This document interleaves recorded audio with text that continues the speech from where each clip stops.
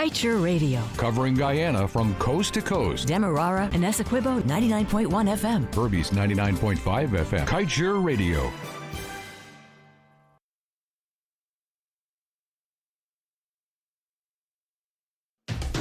Guyana, join me on the Glenn Lal Show every Monday, Wednesday, and Friday at 7:20 p.m. and a rebroadcast at 11 a.m. The Glenn Lal Show only on Kaieteur Radio 99.1 and 99.5 FM.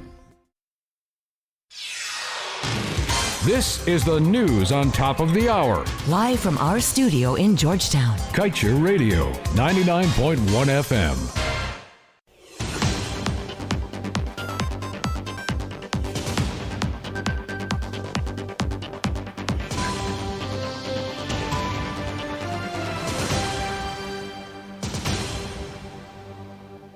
Good evening, welcome to this evening's Newscast on Kaieteur Radio. I'm Kevin Smith. Without further ado, let's get to the news in detail. Should an unmitigated oil spill occur at ExxonMobil's fourth development project in the Stabroek Block called Yellowtail, it could have far-reaching effects for Region 1 and 2. But the effects do not stop there. There can also be devastating implications for the marine life and ecosystems of nations such as Trinidad and Tobago and Venezuela.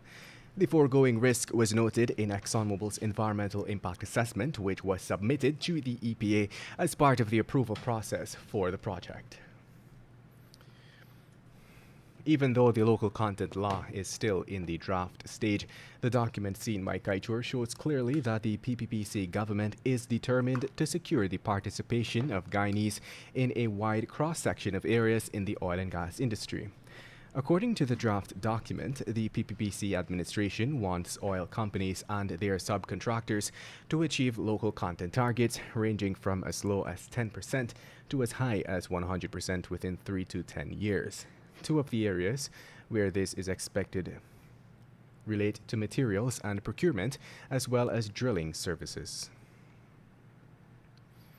In other news, 4 Chinese constructing firms are vying for the contract to design and build the new Demerara Harbor Bridge, a project which falls under the Public Works Ministry. Bids were opened again for this project on Friday at NPTAB. In other news, a 36-year-old GDF Sergeant Kwesi Henderson, who was under the influence of alcohol, was taken into police custody following an accident which involved a 26-year-old motorcyclist. The accident occurred along the Bellevue Public Road, West Bank, Demerara. Critical is Tony Bagwandin of Stanley Town, West Bank, Demerara. The accident reportedly occurred on Saturday, about 21 hours 25. At the time, Henderson, a sergeant who is stationed at Base Kampai in Ghana, was driving a motorcar while a motorcycle was driven by Bagwandin.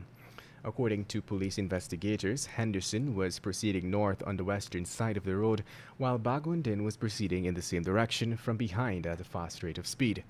Bagwandin reportedly lost control and slammed into the right side bumper of Henderson's vehicle. An investigation into the matter is ongoing.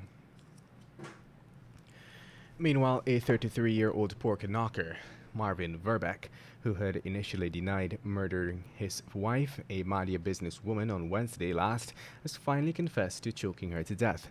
The woman he is accused of killing was identified as 47-year-old Denise Vera, a mother of 4 children. Vera was found dead around 13 hours 45 with blood oozing from her nose and mouth on the kitchen floor of her grocery shop located at Pepper Hill, Madia, Region 8. Detectives had arrested her husband as their prime suspect. He had initially denied killing his wife, but eventually decided to tell detectives what happened on the day Vera died. It is understood that he started off by telling the cops that he did not mean to kill her. And to wrap things up this evening, let's tell you that the Director of Public Prosecutions, Shalimar Ali-Haq, has ordered an inquest into the death of Roy Boston, the young man who was fatally stabbed by Swan Village, back in August. On August 21st, Boston was killed after he allegedly stabbed 3 of his drinking partners during a brawl at a rum shop in Swan. When contacted recently, Commander of Division 4B Senior Superintendent Mahindra Sunarayan informed us that the file was returned and that an inquest was advised by the DPP to determine the circumstances of the teen's death. It is understood that the accused was released on in August on $100,000 station bail. And with that, we've come to the end of this evening's newscast. I'm Kevin Smith. Thank you for listening. As usual, coming up next, Mr. Glenn Lal, publisher of the Kaieteur News, speaks on the oil and gas sector in Guyana, followed by the National Outlook with GHK Lal, and at 19:20, the Glenn Lal Show. Tell it as it is. Want value for your advertising dollar? Then place your ads on Kaieteur Radio's newscasts. Streamed live on 6 different mediums, reaching hundreds of thousands. Advertise today and watch your dollar grow.